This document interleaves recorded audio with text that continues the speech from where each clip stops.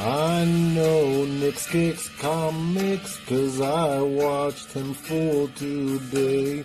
This dude is so legit, fundamental, different wig. Misdirection, just a point, will set the YouTube's pointing motion. Collecting, grading, and info, testing our communication. 3 up, 3 down this Friday, then in the mix with DJ Link. So please come join the chat, my friends, decrypting our communication.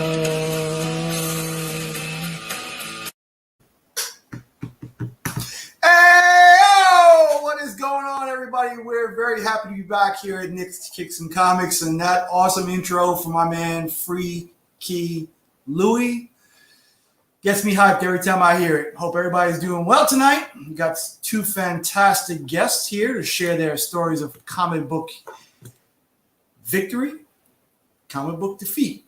So we'll say hello to the chat before we bring them on. Slotted Up was a little bit early, and ironically, he was late to the show.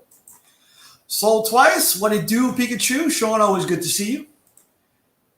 Mr. AJ Gomez, son of my best friend in the universe. Travis, Station, my good name.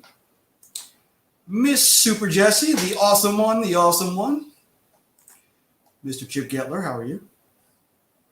Chip is doing a lot of awesome backstage work for me,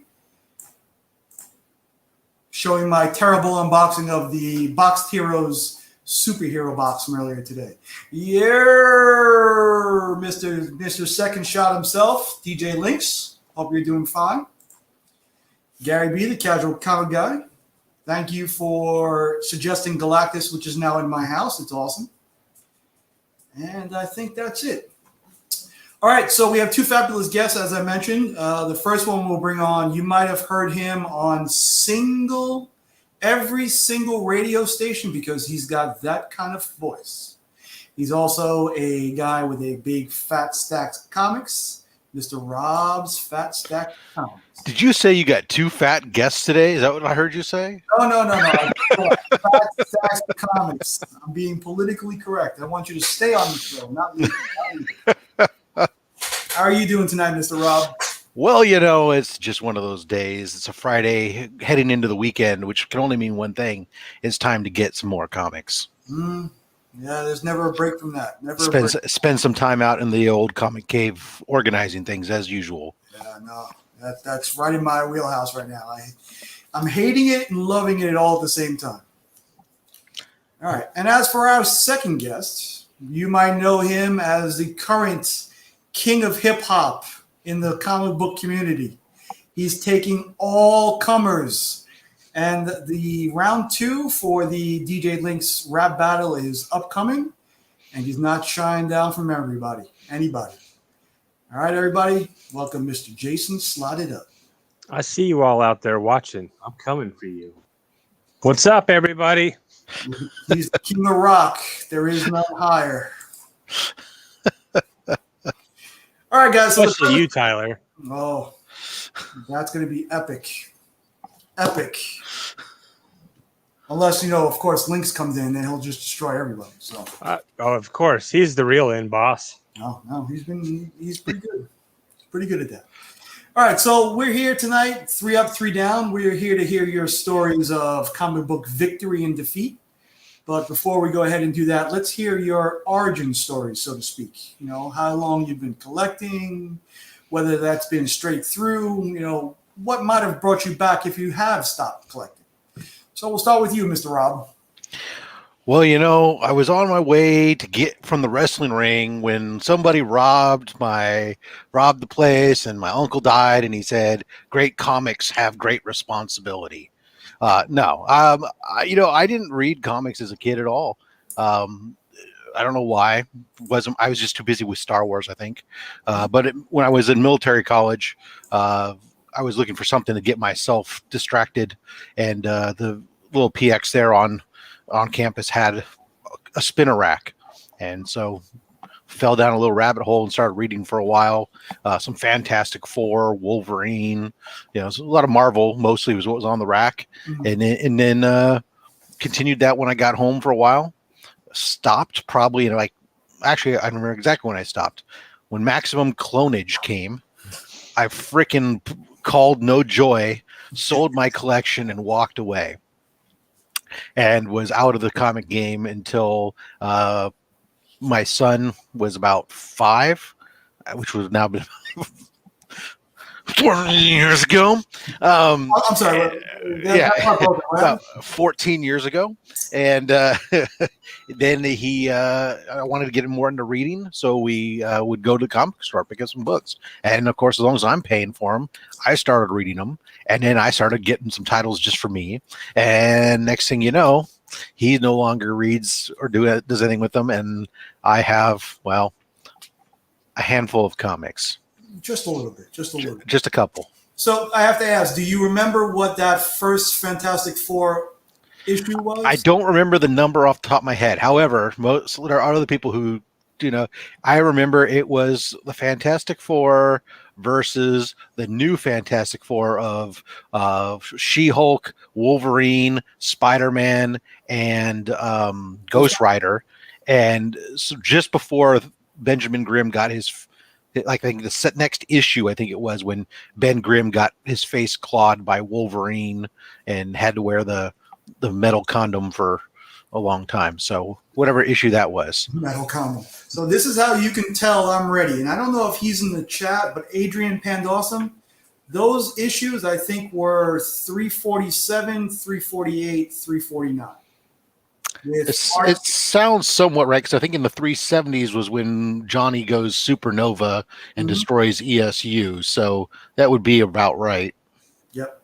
I would say that's my final answer. I know I have those issues too. All right, Nick flexing over there. Well, sometimes you got to show what you know. Sometimes. Sometimes you take a stab in the dark and you hope that the room's full of bodies, so you hit something. At least a little piece, just a little piece. I hope none of us know the answer. We just assume you're right. Which has happened on Rig too, hasn't it? Maybe. Okay. We'll move past that. How about you, Mr. Slot? What's your origin collecting story? Really, back when I was a kid, about, I'd say like 11 years old, I started collecting. And then after I graduated high school, which was 95, I moved out of mom and dad's house and all my stuff got left there. And I didn't have any more comic books. And then I didn't really start collecting again until I was in my, I want to say my like mid 30s. And I just snatched a few comic books, and it was my ex-wife at the time, and she was like, "Yeah, those are for the kids. Just put those in the garage." And I was like, That's "Okay." That's why Yes, exactly. And then I met Jesse later on after I was divorced, and I was like, "I have a few comics still that I put in the garage, and what do you think of comics?" And she's like, "Oh, I have a bunch of comics in the attic." And I was like, "Perfect. We should start collecting comics." And we started watching YouTube, and yeah, then the pandemic hit, and now I've got way too many comics. Liar. There's no such thing. Never say that. Never say that. And Miss Super Jessie had some bangers too from back in the day, didn't she? She did. She had some. And what's funny is some of the ones that she pulled out, I won't lie, I was like, I don't know if that's going to be worth it. I'm not, because I was like, oh, it's a newsstand. To me, newsstand was like, didn't mean anything. And I was like, I thought it was the other way around. And she was like, actually, I think the newsstands are the more rare. And I swore up and down that it was the other way around. But so here you go, Super Jesse. This is me admitting to everyone out there that you were right. She hooked me up. Yeah, everybody wanted the direct edition because of the cool little character in the bottom. And for me, this time around, and I've said this before, I've had to throw any bit of knowledge in collecting out. Newsstands, Canadian price variants, that's the stuff you want now. And it makes complete sense. My origin story is kind of like a combination of you both.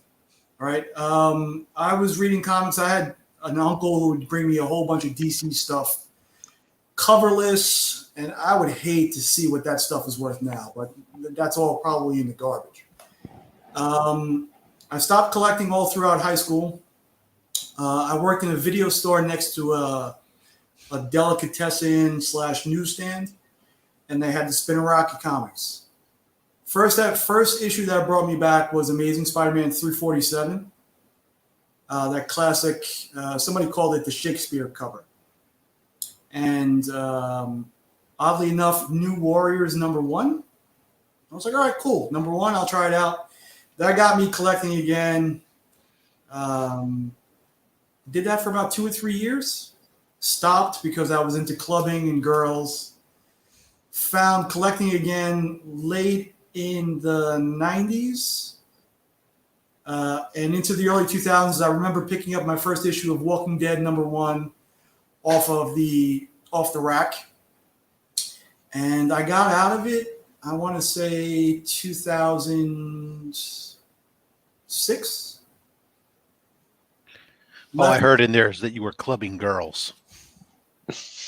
That's how the caveman did it.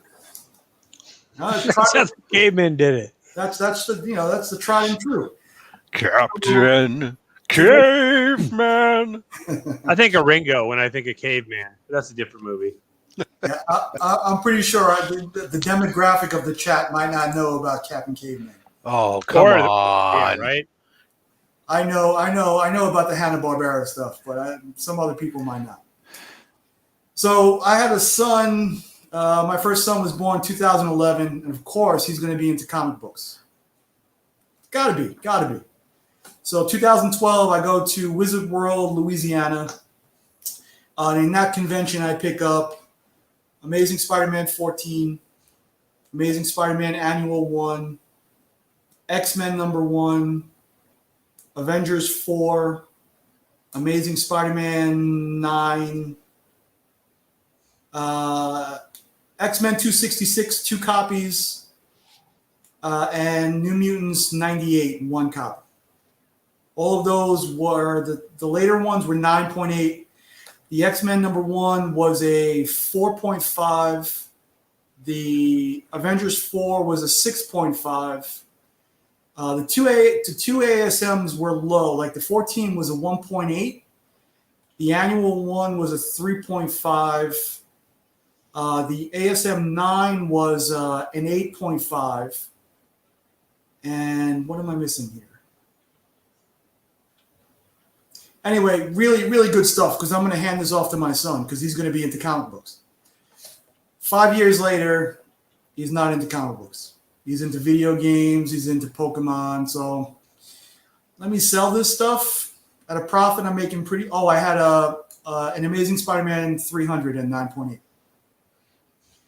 I sold all that stuff, took the family to Mexico, had a great time, and was out of comic books for a while. Until earlier 2020, I got a check in the mail for 5 figures for an accounting mistake from Wells Fargo. So this is before I met my wife, so I counted as money that she doesn't need to know about. So that immediately put me back into comics. And the kick in the balls now is my son wants to come to the comic shop with me pretty much every time I go. Does he tell on you? Yeah. So to look at the mine prices, told on me. So to look at the prices now of what that stuff is worth, I probably could have bought Mexico. So yeah. terrible. And I don't feel the need to tell that story every time, but it hurts me. It hurts me still. Kids are up and down with what they like, dude. One second they like this, one second they like that. Dad, I need a new gaming laptop. A month later, why aren't you playing games on your laptop? Mm-hmm. I don't play that game no more. Yeah, well, I'm learning. First time dad. All right, so before we get into our stories of victory, we'll start off on a a good note since I'm feeling pretty down. We'll say hello to some more people in the chat. Big Herm Station, my fellow New York sports lover. Caps on Comics, hello, how are you? The cover collector in the building. Mr. Lee with much musical talents. Check out his channel for a lot of cool music and a lot of whack hacks for your comics. Who else we got? Freaky, I said hello to. Shop. Oh, never enough Nick's the comic nerd. What's up, my man? What's up? And I think we're all caught up for now. So we'll get into our tales of victory. We'll start with you, Mr. Slotted Up. What's a good story that you want to tell us about your comic book collecting career? Well, I'll just start with, of course, Super Jesse is my very greatest win. But, I mean, with Slotmas, right? Like, all those books that I just got. Dude, every one of those, like, those were all grails of mine that I never expected to get all at once, let alone all in 1 year. So getting all those books to me was like one of the, and having someone that actually, that cares enough to get you those books, that was just an amazing thing for me. So that's probably my biggest win so far this year. Nope. And I told her if she wasn't married already, I'd be right on my way to Oregon, boy, because my wife is definitely the opposite of that. Definitely the opposite of that. How about you, Mr. Rob? I'd probably go to what kind of kicked off my whole slab craze. Really goes back is just a couple years ago. My sister, she took me to the local convention here in Silicon Valley, and her favorite pastime is finding ways to get me to spend my money, especially since she blames me for her nerdiness and her. I mean, I love Star Wars. Don't get me wrong, but she can put me to shame at times, and she blames me for it. But we went there and we're just doing the whole thing, walking around stuff, and we happened to come to a booth that was nothing but boxes and boxes and boxes of slabs, and just started kind of flipping through there while she was talking to somebody else, and I'm like, oh, hey, look at that! There's Wolverine #1, from the limited series. That was like. I had that series before when before I dumped my books. That's really cool. And it was a 9.4 newsstand. And I didn't even really know anything about newsstand or anything else really at that time. Guy, I just was like, oh, that seems like a fair price, $90. And I said, oh, okay, I'll go ahead and grab this. And I think I got people around me who are looking at me grab it and go like, oh, dude, that's a newsstand. Oh my God. And I was like, yeah, newsstand. Yeah, like I know what I'm doing. Yeah. And then while I was there, then I also grabbed. They had a Guardians of the Galaxy #1 with first appearance of Taserface. So not like exactly. And so it was like a hot property. I thought, oh, sure, why not? I'll grab it. We'll walk away with the 2 books, each of them for less than $100 a piece, and that was a 9.8. And got home with them, and while I was there, I picked some little craft booth was selling these custom frames that you could just drop the slab right in and you could slide it in and out and have this nice frame around it. It looked really cool, and I had it on my wall. It was just one book, and just kept looking at it and going, that's kind of cool. Meanwhile, I was still collecting raws. I was doing the whole raw thing, and then I decided, well, maybe I'll send some of my books. And that's where it all began. And just for the record, how many slabs do you have now? In the house, actually, that aren't out being done, there's just under 400 right now. And you probably have about 100 at CGC waiting to come back, right? Yes. At least. I completely see the reason why I can speak so loudly is because nobody's home. Yeah, no, there's more than that. I think between us three right here, CGC's got a nice little chunk of money from us three. I'm not going to say that I'm responsible for the slowdown there, but You're responsible for the slowdown there. no. All right. Just for a clear, and I've been in since November. I think I have 350. I think Jeez. I've got 7 of those little long BCW plastic boxes filled, Mhm. and I have 25, 30. I probably get about 75 at CGC right now. Yeah, because mine is right now. There are 8 short box or of the cardboard boxes, and which are just the blue labels, and then there are 4 full the BCW ones, which are all signature slabs. Plus, what's on the wall here? There's another 30 on the wall, which would be another box technically. So it's a rabbit hole you can fall down pretty fast. Absolutely. I mean, I just started in, let's see, I want to say October of last year. Oh, And I've got like close to a couple hundred now, and I've got like 30 more coming back from. Once you venture down the dark side, forever will it dominate your destiny. It happens. That's true. That's true. But Quick. the difference between me and you guys, I'm not really like you guys want to hold on to a majority of your books. For me now, getting back in, since I really don't have any physical or sentimental attachment to most of them, I'm flipping what I can to buy those books. Like my end all be all. Yeah. I don't know how viable this is to get that whole John Byrne run of X-Men in a 9.8. Yeah. A couple of things here and now and again. Like I want What If 44, which is one of my favorite books, in a 9.8. Just a couple of non-grails to other people, but grails to me. So we'll see how that goes. We'll see how. I've moved some, but I mean, I've probably for slabs, I've probably only moved maybe about 50 altogether. So for the most part, yeah, I pretty much hold on to them for myself. But occasionally, what I used to covet wasn't what I covet as much, and I'm willing to move it on down the road to somebody who covets it a little bit more. Yep, and you just keep what you love. Keep what you love. All right, so on the flip side of love, we have hate. And hate, we have negativity. So let's get to our negative stories. We'll start with you, Mr. Rob. What's a bad story? I'll just keep it on the whole slab front for a second there. I mean, I guess, I love this community and its inclusiveness and its love for everybody and everything. But there is a dark side to this community, and that is when it comes to grading companies.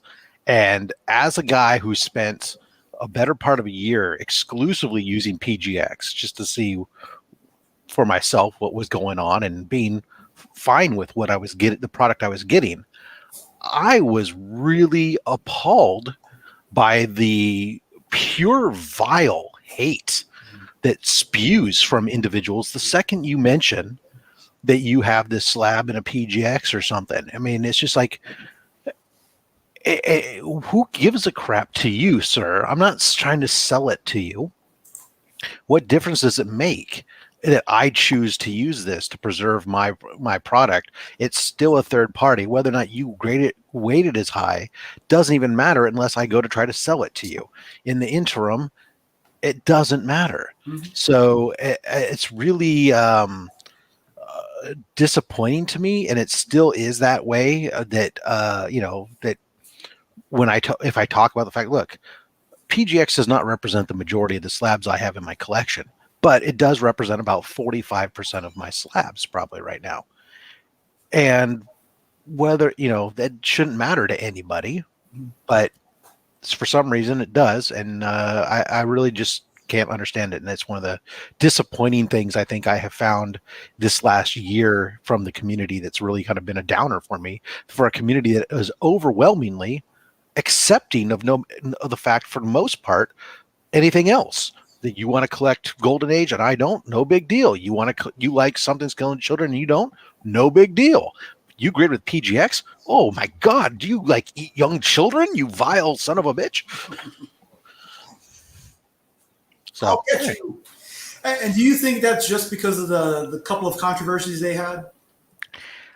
yeah, I mean, there's the couple controversies that have been out there are usually what everybody refers to, and what's more completely interesting to me is a lot of the people just haven't even had the experience with them, so they go back off of things that they've heard, they've read.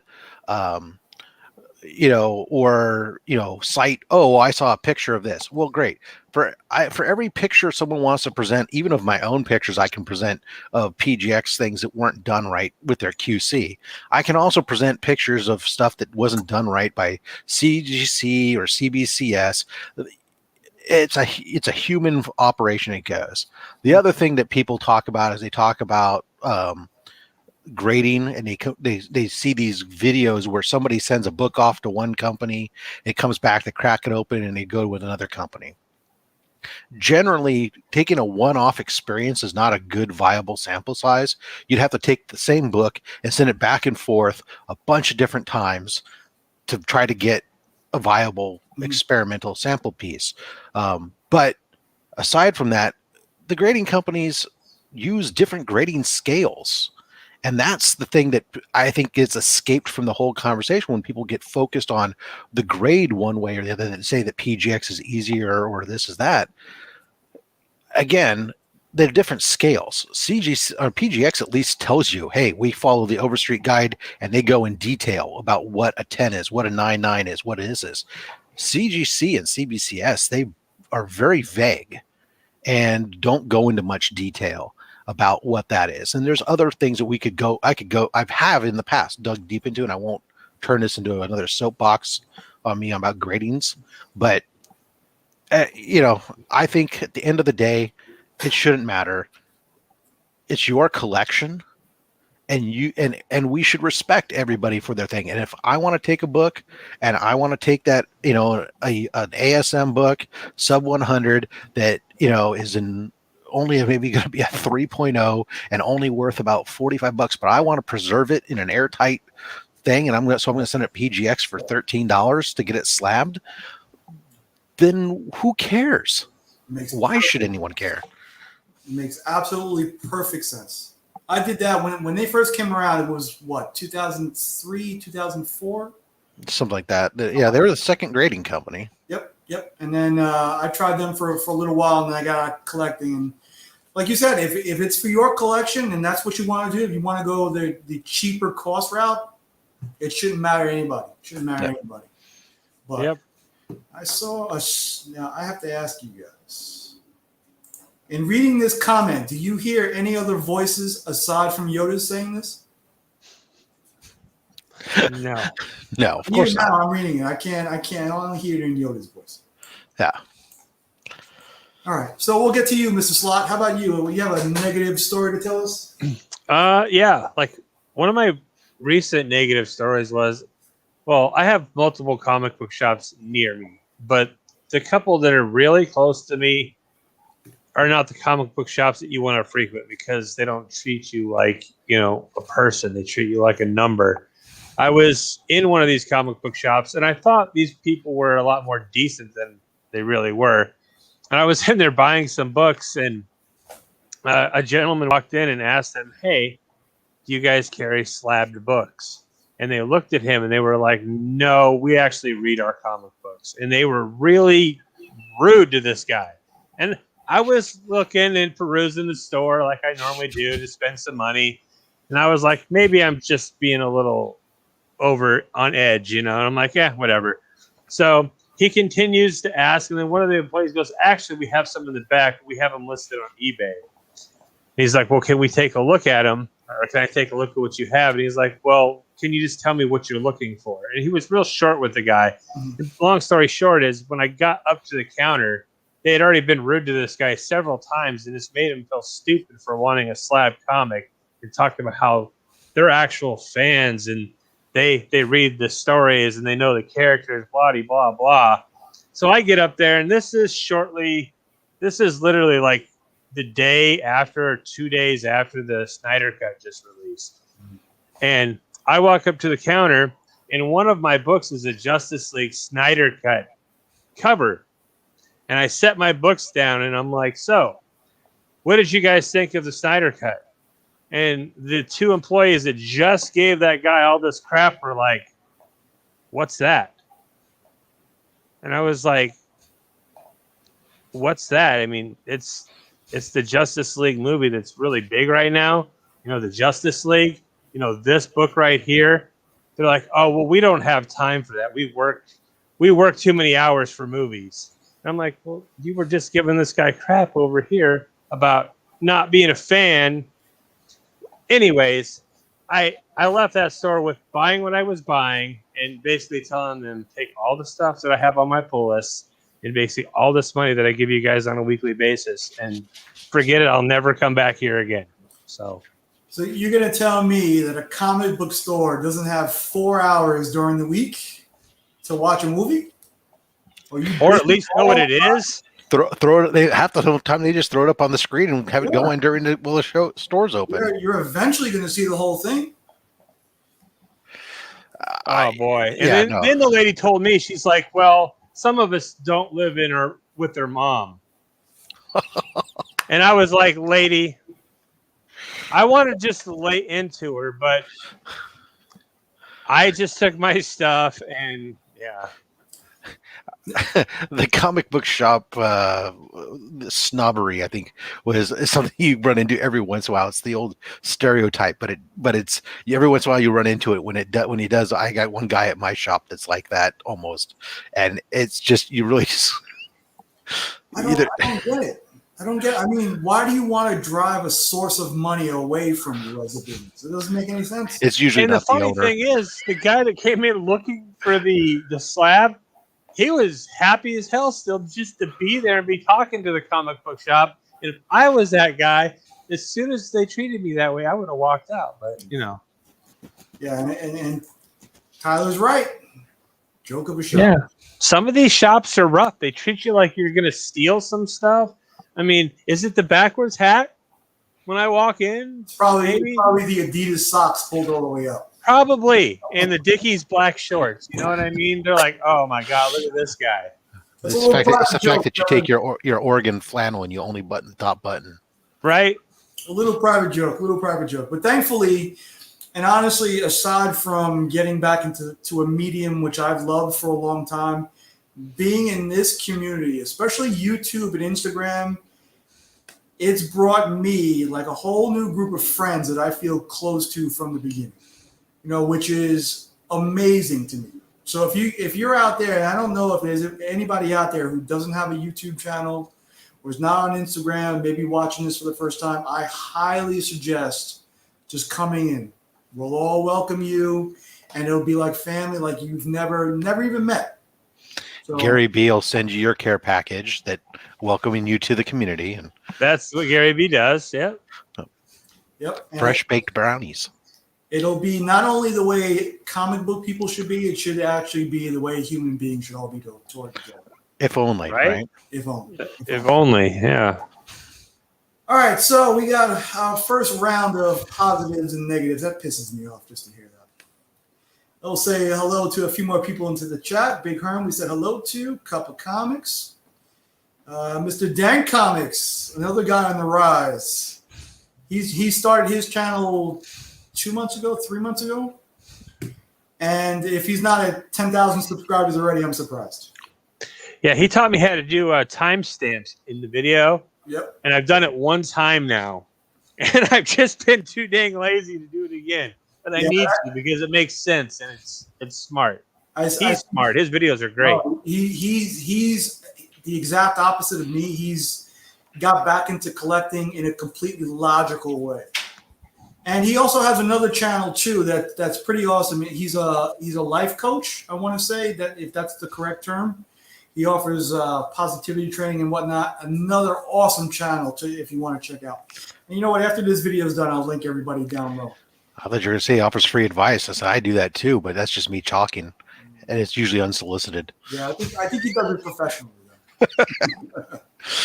The cover collector. I have to say that, New York Star. How are you? Marty Aleko. Every time I see Marty, every time I talk to Marty, I always got to ask him what's for dinner because he's either cooking something or just have eaten. So hope everybody's doing well tonight. All right, so we got our first round of positives and negatives. We finished on a negative. Let's do another negative now. We'll start with you again, Mr. Slot. Another negative. Let's see. Just like, I don't know. I have people in my immediate family, and when they're not as welcoming of me being a comic book nerd as the comic book community. Like most of my family, they collect other things, like, they're big into guns or whatever, So when they come over to my house, I get crap all the time about why do you collect comic books? Why do you read comic books? So I just wish my family was a little bit more welcoming, like the community, because I'm still just a big kid as far as they're concerned when it comes to, the stuff I collect and the books and the toys and all that stuff. So I don't really have too many negatives. So I'm trying to pull out every little. I'm reaching at straws here. So I just wish my family was a little bit more welcoming when it came to the collecting, because even my friends, none of my friends collect comic books. My real life friends, they don't care about comic books. So I don't have no one to talk to but the community.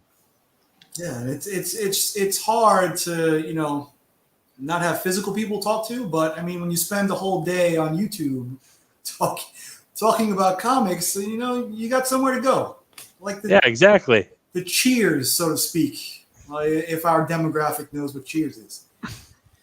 How young do you think our demographic is? I don't know. I see. Like even my son, like you were talking about, I want my son to be into comics, but he's like you were talking earlier, he's into girls right now. He's 16 years old. He don't even care about driving at this point.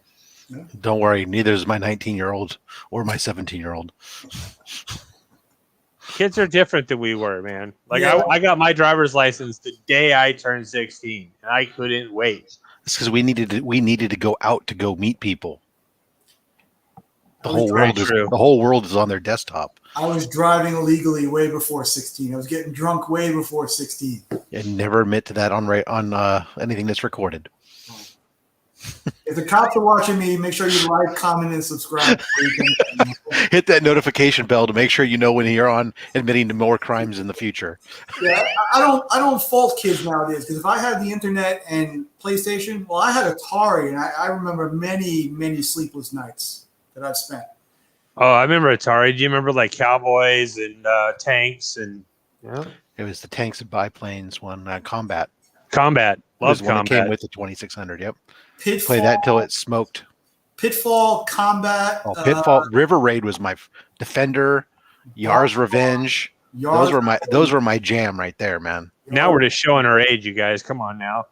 So another negative story, Mr. Rob Fat Stax of Comics. Yeah, so my wife also was a comic nerd, or a nerd geek, whatever. Her geek's a little more loincloth. She's into a lot of the fantasy stuff than I am, but she also she had a collection of comic books when we got married that about 4 or 5 long boxes or 3 or 4 long boxes that came in, and they were all taped up when we moved into our apartment together first time. And I always knew it was like a lot of X-Men, and supposedly it had some Transformers and some other stuff in there. And I was, okay, kind of cool.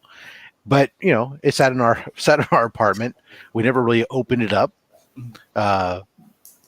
Just stuck it in the closet. We went through apartment, toilet, like all apartments. Eventually, at some point, your toilet floods, right? Carpet gets wet, whatever. The box gets damp. We managed to get it out of the way, whatever. We moved to a new place and move it. We moved anyways for 20 years, whatever. We moved these boxes with us everywhere we go. And finally, not long ago, I decided, these books have been sitting here. I think it's time to get serious about inventory, not just my collection, but hers as well. So That's when I first started the CLZ thing. I busted open. I went and got tons of bags and boards. It was gonna start tearing into her comics. Gonna rebag and board them all, inventory everything she had to see what she got. Open up these boxes, and of course, fortunately, the books weren't necessarily destroyed from the water, but there was an amazing number of books in there that weren't bagged and boarded and had been sitting in this cardboard for, paper up against cardboard for 25, 30 years. Just made, the paper is just so dry and brittle, and the color, the pages, you didn't know that 90s X-Men books could look like they were 100 years old, looking at how brown some of the pages were. And some of them that had been like just shoved in there because the boxes were so full, because her brother, it turned out her older brother would go into them and read them and take them and put some in and everything else. But so he would just jam them in there sometimes. And so there were books I'd pulling out that were like accordion folded, like in there that you're pulling out. You're just like, there isn't enough pressing on this planet to get, to get it. And you're going through, and a lot of it's, 90s X-Men meh. But you're going in there, and every time you'd get to like a minor key or something, you sit there and you go like, oh, it was just not great. Or is it like, oh, maybe it's going to be a 6.5 or something, which is, back then was really worth squat. But then every time you get to where a major key was, I mean, we're talking full runs, and then you'd get to all of a sudden where there's a major key, it's missing. That one book is missing, and you go through, it's missing. I'm going through like New Mutants 90, 91, 92, 93, 94, 95, 96, 97, 99. Because her brother had gone through and pilfered all of the major keys out to sell for money, because he was low on funds all the time. So that was kind of it was disappointing to have to like let her know that, hey, not only are, this is the way these are, but this is, all these books are missing from all this stuff.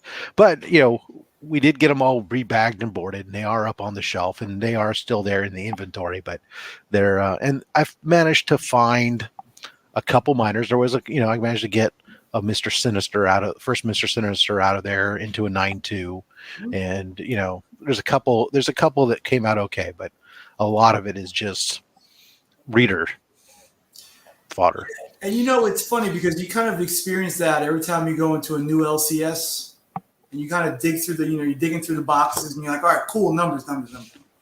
And you have that high of like, what can I find? Right. And your excitement grows with each finger flip, and then it's immediately falling off the cliff when those numbers are not there. And the LCS, though, is one thing, because at least you know that there's other people going through it.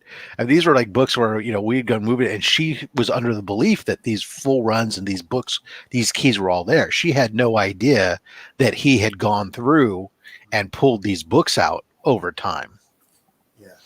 So for me, my LCS, he has one specific closet that has about 80 short boxes. He swears he doesn't know what's in there. So every now and again, he'll let me just dig in. And this past week, I came through a couple of Invincibles that were in the low 80s and 100s. I came across a couple of Star Wars Shattered Empire. Is that the big one? Which is the one with Luke Skywalker on the cover? The blue cover? That's Rob's wheelhouse. Yeah, I'm trying to look on Rob's wall. I had on the wall. No, I'm trying to see, because you probably you most likely have it. The only one I have on the wall, the only thing I have on the wall are the original Star Wars 42, and Darth Vader. But I have the Shattered Empire in the back. I don't remember anything special about it. It's stuff like that I'm pulling out, like maybe first Shark Boy or something of just stuff he has no clue that he has in there that I'm excited about. I don't really want to pay for, but I get a little bit of that excitement. So it's a cool part of the collecting. Yeah. All right. So we just did negatives. Yep. So we're We going did. to positives now. Is that our second positive? Yes. All right. Thank you for keeping me straight on my own show. Everybody knows I have a problem with pointing and how to run my own show. So we'll go with the second positives. We'll start with you, Mr. Slot. I mean, I'm sure this sounds like a broken record for everybody that's watched this show, but I mean, this community has been the best positive, right? With this whole COVID thing and just being at home and just finding this welcoming community, like the whole In the Mix thing with DJ Link's the rap battle. Dude, when I won that thing, I was literally like on a high for Ask Super Jesse for. I'm still on a high. I'm gonna be on a high until if I lose on the 28th. Not quite that high, but but yeah, this community is no. This community is so welcoming, right? Like I go back and I even look at my first video. I'm like, how did anyone even decide to, hey, check this guy out? And now I've, like we were talking earlier, I've been on 3 shows today, and it's like this. It's a whole nother family, like you say. It's like when we go to C2E2, going and meeting all these people that we watch every day. It's almost like meeting movie stars, because I don't watch TV really. I don't watch TV. I watch movies here and there, but I watch YouTube. I watch all the people on YouTube, so it's like all these people that I watch, I'm going to actually get to meet. It's going to be awesome. So this community has been the biggest positive as far as I'm concerned. Oh, I tend to agree. And I mean, for me, though, like I've tried Facebook prior, and that's just not the same. That's just like kind of that huge pot of negativity there. So at least in my experience, I try to stay away from it. So, all right, Mr. Rob, how about you? Well, damn it! I guess I gotta say the same thing, because that was on my list here. I made ahead of time was community. It was gonna be my third point, but as long as we're on it, I'll go with it as well too. Right now, which is simply that's that same thing. One of these things my wife refers to me as as a outgoing introvert. Well, if I'm talking about something I'm interested in or whatever, like I'm like a 4-year-old child. If you give me something I'm interested in, I'll sit there and talk forever. But otherwise, I'm happy to sit here and not socialize with anybody, just be in my own head and forget the outside world. And most of my interaction with, aside from my wife, who's really the only person I care about, I guess my kids are okay.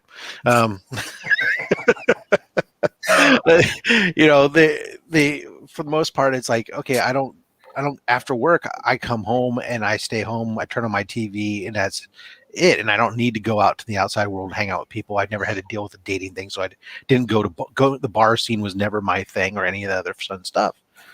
So the only thing I've had really for the last, before this was, though I got into, because I'm a Star Wars nerd, I would be playing the online Star Wars games. And that online community that I would have amongst who I was playing with was my friends, and were the people that I could have that with.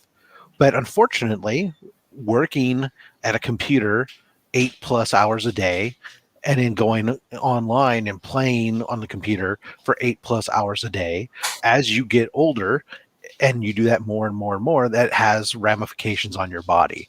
And I got to the point where now it's extremely painful for me to use a computer for extended amounts of time. I don't game anymore. And this was, as we get the pandemic, all of a sudden now I was missing something, and started doing this whole thing with the YouTube, and just to share my stuff, like, show and tell. And that's when people find you, and then all of a sudden you get like, wow, that's really nice. Somebody's willing to call attention to me and help me get this and going. And next thing you know, you're falling in with a group, and that group, and then the shared group expands, and the fingers grow out. And I'm still nowhere near as entangled with everybody as some of y'all, because you got way more time to watch YouTube and stuff than I do. But I'm happy to be where I'm at, and happy to have found the friends that I have, and then have like Jason reach out to me and say, just randomly, as we were we were watching and commenting on each other's stuff, but I don't think we really had much direct interaction until, but then Jason reached out and said, "Hey, let's, we got this idea to do this show. I want to kind of do this show with you." And I was like, sounds amazing, and we kind of started the whole Sidekicks Talk Comics thing before, and then I branched off with, he was the one who got me suggested get me Chris, the comic vet, to help me out with Slab Hub, so, Jason is as much, we all say Gary's this great connector, but I tell you, Jason's just as good out there. Gary's probably the great welcomer and the great grower of things, and Jason's the farmer coming along harvesting all the seeds and getting those crops out to the market. Slot is the silent facilitator behind them all. Passing them out there. But I mean, all the rest of the community is really so great, meeting so many and starting getting to know people through their channels and stuff. And that's what's really going to be fun, is going out to CTU too, and some of these other shows, and start to get back to actually meeting people face to face, and people that you feel that because you've been in their homes literally, and exactly, what they collect, and you have that shared connection and stuff. I mean, I can't wait to go to be at someplace having a drink and bust out in a song with Freaky Louie, man. I mean, that's just you better watch out. It's gonna be all over. Yeah. I can't wait to see Chris from Cardboard Crazy do some live karaoke. Yes, I need to see that guy sing some Hootie and the Blowfish in the bar. Right? That's what I need. That's on one of my to-do lists when I go to Chicago. So just so you know, Chris, that's what I expect. But there's one thing I need to see before all that, and that's the cardboard box down by the river. And I'll be honest, like when I first started getting into the YouTube channels, I first started to catch Sunday nights with you guys all hanging out on Eddie's channel. Yeah, Cranky Comic Chat, yeah. And even to hear you guys now, I could swear that you have all been together for years. Yeah. That's how close you guys sound on that stream. Big shout out to Eddie. Eddie's a good guy too. Yes, he is a great guy. And he will do some crazy shit on stream too, like the time he shaved. I'm still getting over that one.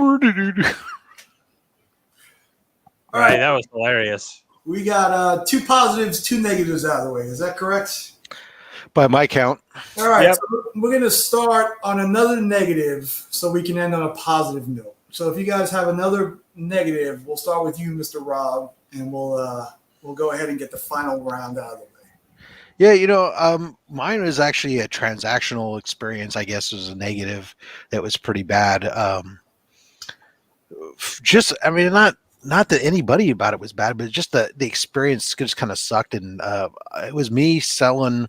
I decided to sell a big book for once, and not keep it for myself. Right. And I'm talking about Iron Man #9, first Riri Williams, the Horsemen of the Apocalypse variant in a 9.8. It was a book that I had because my son, when he was first getting into it, he wanted to read. So we were just buying, he was reading Iron Man.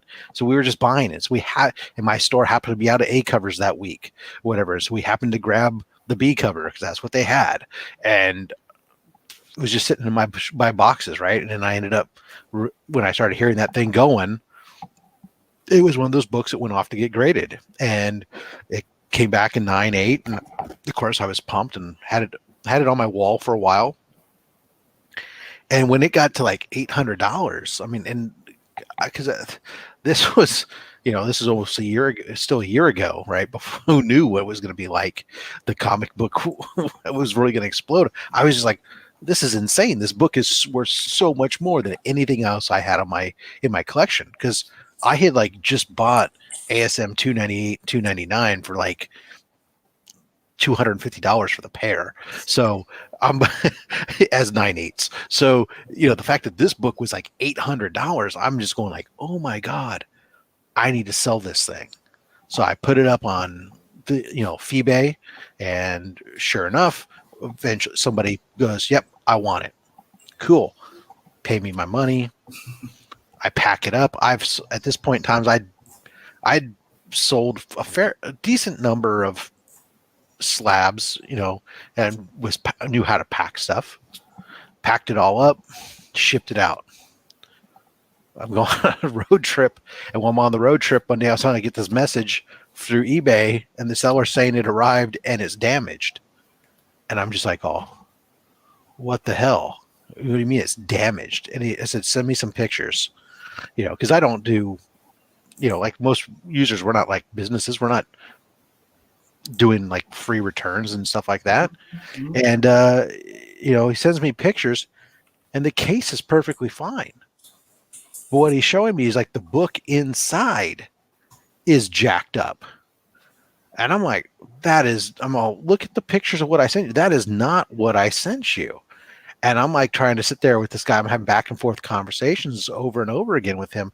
I'm like asking him to send me pictures of this and that. And I'm thinking maybe this guy cracked open this slab and pulled the book out and slipped in a new book and is trying to pull some scam on me or something. And I went round and round, couldn't figure it out.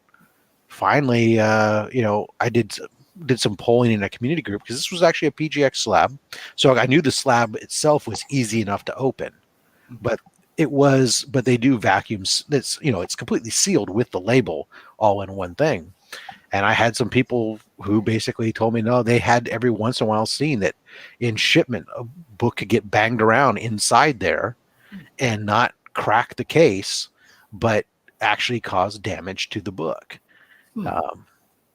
So I ended up having to work out a deal with the guy to refund the guy half his money to keep it, because at that point I was only going to get, if I took it back and I went to resell it, I was probably only going to get a couple $100s for it anyways.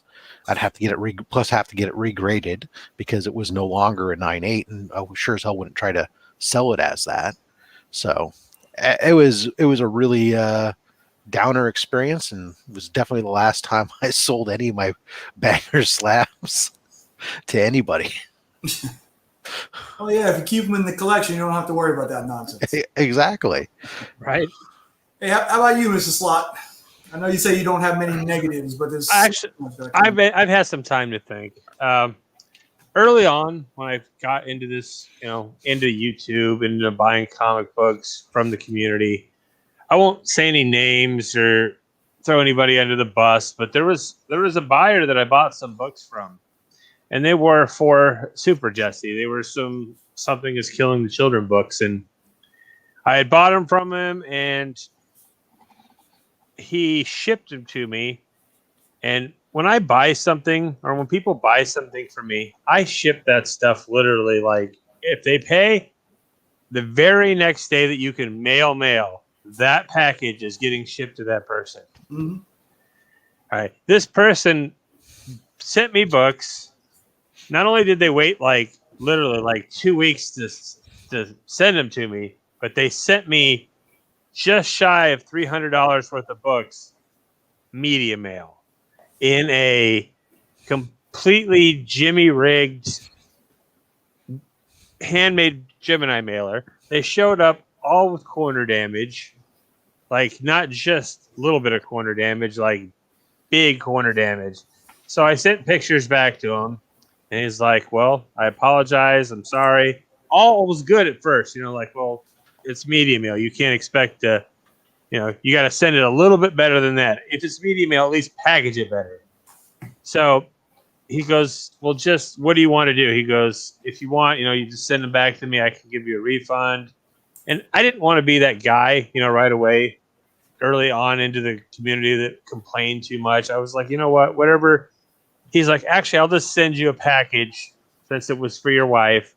Tell me what she likes, and I will send you a care package to make up for it." Well, like a month later, I get a tracking number from him. About a month into that, I've already looked at this tracking number at the United States Postal Service website, and it just says label created. It doesn't say that it's been dropped off at the post office. Doesn't say anything. So I message him. I'm like, blah blah blah. What's going on? And he's like, I don't know. He's like, so and so. My wife had some packages disappear at the post office, and I'm trying to figure that out as well. So long story short, it goes on for another month, and then finally, where I've gotten to the point where I throw him under the bus a little bit, and he's not being responsive. I say, you know what, dude, just don't worry about sending me that care package. You and me both know that it was never sent. Just I'll send you these books back. Give me a refund. And he's like, that very night, at I don't know, 9:00 my time, and he's like 2 or at least 1 time zone over from me, so it's a couple hour different. And he's like, oh, I just dropped it off at the post office just now. Here's another tracking number. So he gives me a completely different tracking number. And I'm like, what in the hell? So I go, just so you know, when it comes, I'm going to send it back to you. I don't want it. This has been one hell of an experience. I don't want your books. I don't want nothing to do with you.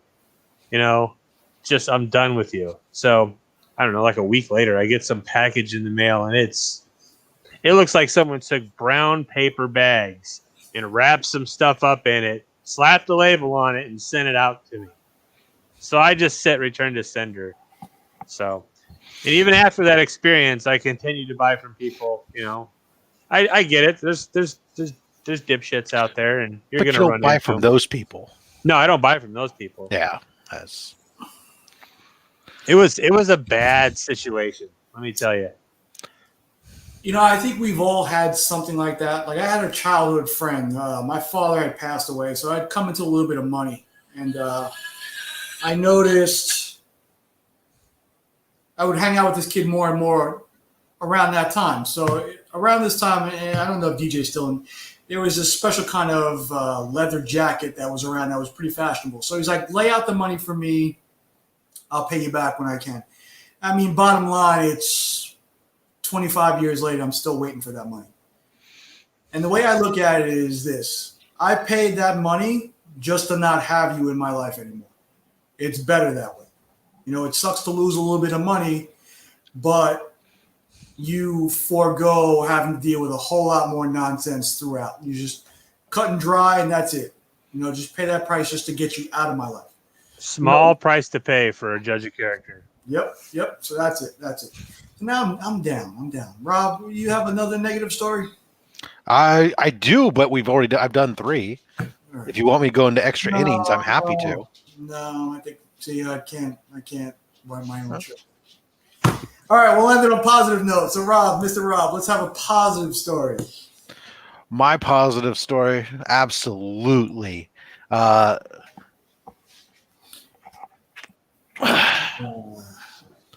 So this book right here, anybody who's watched my channel probably already knows the story on it, but my same brother-in-law who had gone through and had pilfered the New Mutants 98 and all these things. One of the books that he did have in his possession, but he never got rid of, was this Amazing Spider-Man 300. And this was on my list of books to acquire this year. But several years ago, my brother-in-law, he unfortunately passed away, and we had gone out back east where he was and gathered up all his stuff, and my wife had brought home some stuff. But while we were out there, she'd shown me this book. It was in his stuff, and I looked through it. I said, "Oh, that's an awesome book, but that'd be great if we'd have it." So, anyways, she put it in her stuff and she brought it home, and but it was mixed in with his effects stuff, and that got set in the corner. Everybody's got probably a corner somewhere in their house where things tend to accumulate, especially if you have kids. And it sat in that corner for a while, and actually for several years. I didn't even know the book. I assumed the book got left back east. I didn't even know it was in the house. We started cleaning the house one day, or she was cleaning that corner one day, and she comes around the corner and she's like, "Oh, you're never going to guess what I found." Well, what? And she pulls out this raw copy of ASM 300. And I'm just like looking at it like, what the heck? I mean, I was like so blown away because I had 3 books that were on my list for this year to acquire, and I had already acquired 2 of the 3. And so this was the last one that was on my list to have to pick up. And I'm thinking to myself, my God, this is going to be an expensive time to get it or whatever. And here she comes, bam, pushes it out. So I was just dumbfounded. You know, it was absolutely just wonderful to, you know, you clean your house and she's having to go through, her brother's stuff, and it's having to remind her of him, and then to find this book mixed in there, and she knows that she knew it was a valuable book. She didn't really understand. She didn't know how much it was. You know, I was sent until we sent it off to CGC and got it back and was able to show her and stuff. So it's great to have it. I mean, it's a beautiful 8.5. Actually, it's got only minor things on the backside for the most part. It's definitely not going anywhere. Even if I want an upgrade, I'll just acquire another one. I'm not selling that one to go get another one, because that's essentially our reminder of her brother, and that story that goes with it. So I mean, it's a great piece of legacy to have there, and then we get to display it on the wall. Yeah, that's awesome. That's something you don't even consider selling at all. Yeah, that's a great story. That's great. So it's like a final parting gift, so to speak. Yeah. Goodbye. Yeah, that's awesome. That's awesome. There was one book that he wasn't willing to sell. Mm-hmm. And in that great of a condition, yeah. Because I mean, he was always hard up for money. He didn't have great jobs. He would, he had like these seasonal jobs that he was doing stuff, and he lived like on freaking ramen and sliced ham and stuff like that. So he did not have money. So to have that book laying around and not sell it, whereas he was willing to sell all the rest of his comics, told you how much that even meant to him, that he recognized that book's significance. Yeah, that's awesome. I'm glad you found it. That makes my heart happy. Yeah. All right, so moral of the story is go clean your house. 5 years, who knows? Yeah, I told Rob before this happened that all of a sudden I'm missing an ASM 361 CGC 9.6. I can't find it anywhere. I don't know where it is. I'm thinking that I sent it off to CGC, but I'm hoping it's at least still in the house. So, how about you, Mr. Slot? Your final happy story of the night. Well, when I first got into mystery boxes, this is a pretty positive story, I guess. Like my very first experience with that Spider-Man booth was a Insta Monday purchase. Taylor Winder had told me about it, and I was like, okay, I'll check it out, because I held a lot of stock in what a few YouTubers would say in their videos on mystery boxes, and he was one of them. So I was like, all right, I will try this Insta Monday thing. So, I bought a couple mystery boxes on Insta Monday, and I'm sitting here, and he's going through these order numbers, giving away these prizes to the point where it's finally done, and it's the best prize of the night. It was a Hulk 181. Granted, it was a 0.5. But it displayed beautifully, and it was just a cool book. And I was like, oh, wouldn't that be great? Well, I won.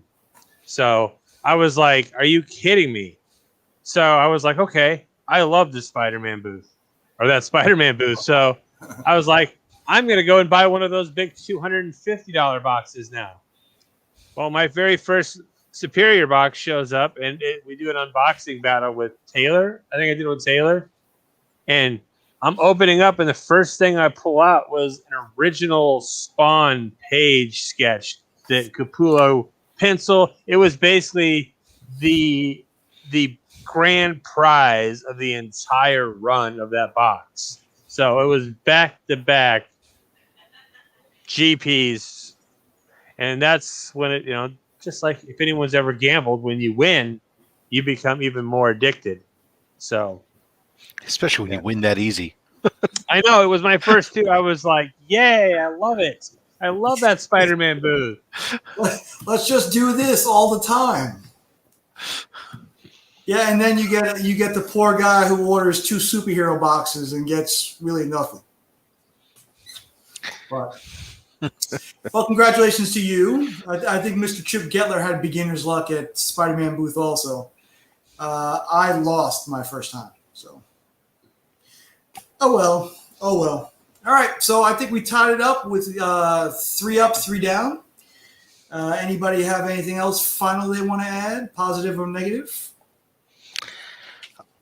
I think we circle back to the community again. All of you guys in the chat who've been joining on and watching us, and if hitting that like button and subscribing to each one of another, and you guys, this is what makes it all worth waking up. Really, like, because God knows work's not worth waking up for.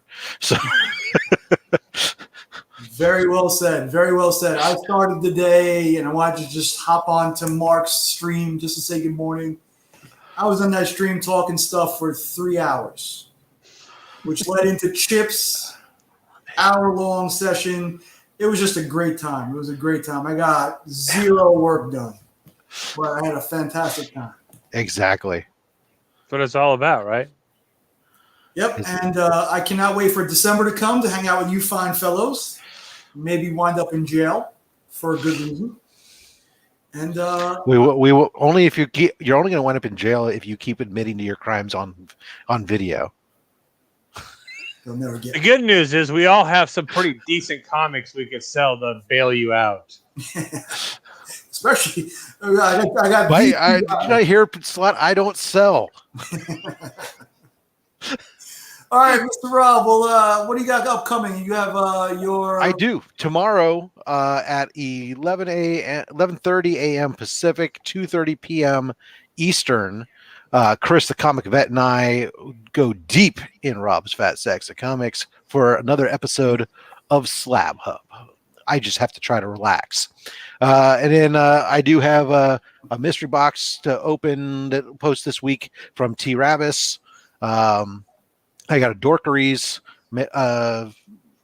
mystery box coming in the next couple days, and usual Monday mail call.